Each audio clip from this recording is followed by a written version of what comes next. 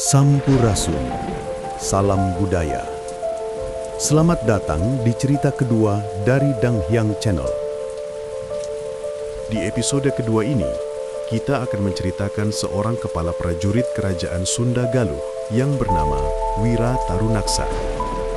Berlatar di tahun 1360 Masehi, bertempat di Pura Saba Kerajaan Sunda Galuh yang bernama Kawali. Dengan judul Sang Pengabdi dalam Dekapan Ibu. Semoga menjadi inspirasi dan selamat menyaksikan. Diceritakan sebelah utara ibu kota kerajaan, di ujung persimpangan jalan, ada sebuah warung yang cukup terkenal di wilayah tersebut. Apalagi musim hujan, warung itu selalu ramai dipadati para pembeli, dari mulai kalangan masyarakat sampai para prajurit dan para tokoh kerajaan. Salah satu prajurit kerajaan yang selalu ke sana adalah Wira Tanuraksa.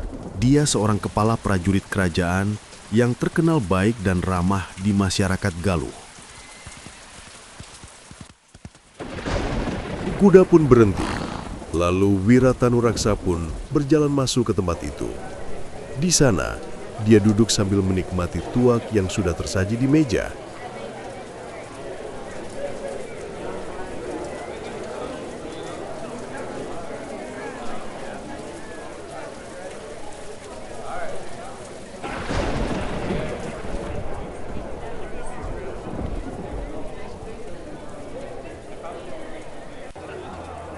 Selagi menikmati makanan dan tuak, Wira Tanuraksa sedikit tertegun dan diam. Dia melihat ada yang aneh dan baru di tempat itu.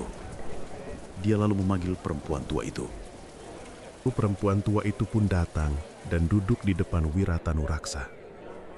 Sampun Den, pangapunten, apakah ada yang bisa dibantu? Atau mungkin mau pesan lagi Den?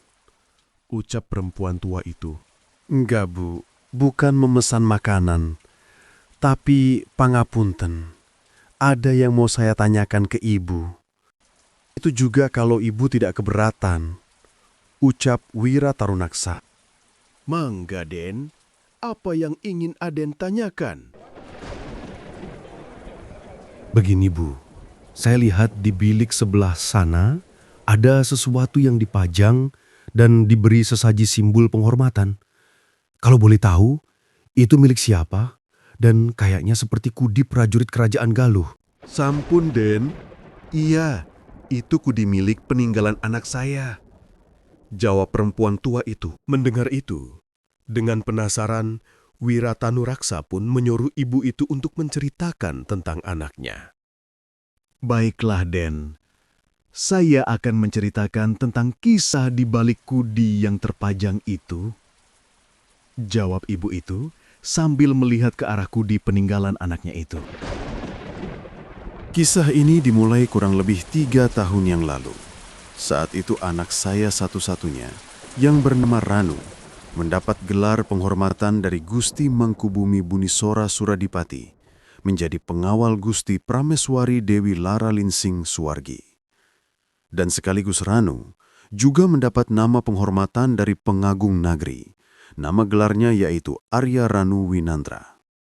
Gelar penghormatan menjadi pengawal Prameswari, sekaligus menjadi kepala prajurit dan juga penghormatan gelar nama didapatkan Ranu, karena memang Ranu terbilang salah satu prajurit Galuh yang piawai dalam bela diri dan senjata, serta terkenal karena pengabdiannya terhadap keluarga kerajaan Galuh. Lalu 2 bulan kemudian, di bulan Kresna Paksa, pagi-pagi sekali, Ranu izin pamit kepada saya. Katanya, dia harus segera menuju ibu kota kerajaan. Dia bercerita bahwa dia akan mengawal rombongan keluarga kerajaan Galuh menuju arah timur, yaitu negeri Wilwatikta.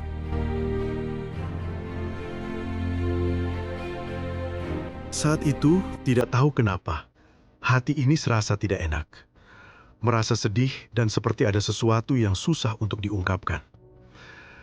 Tapi di saat saya akan bicara, tiba-tiba Ranu memeluk dan pamit meminta doa restu. Dia juga berkata, "Doakan saya, Bu. Ini adalah tugas negara yang harus saya jalankan. Tersenyumlah, Bu. Dan bila mana suatu saat nanti Ranu tidak pulang, tolong Ibu jangan bersedih. Jaga kesehatan Ibu dan doakan Ranu supaya tetap teguh dalam menjalankan tugas menjaga tanah Galuh ini. Mahayuna Ayuna Kadatuan. Saya tidak menyangka, ternyata di saat itulah hari terakhir saya melihat anak saya Ranu. Dia pergi mengemban tugas mulia, berjuang dan menjaga negeri ini dengan penuh keteguhan, sebagaimana ajaran Pikukuh Sunda.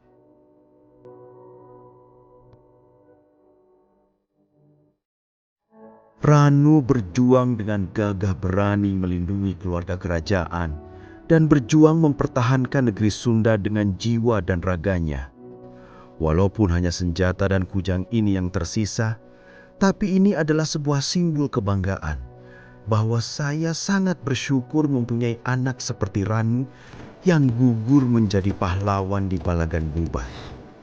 Semoga saja catatan Palagan Bubat ini menjadi sebuah cerminan dan simbol perjuangan akan nilai-nilai luhur negeri Sunda, serta semoga suatu saat nanti negeri Sunda akan terus melahirkan generasi yang tidak melupakan jati dirinya dan tidak lupa juga pada ajaran Pikukuh Sunda yang sudah diwariskan oleh para leluhur.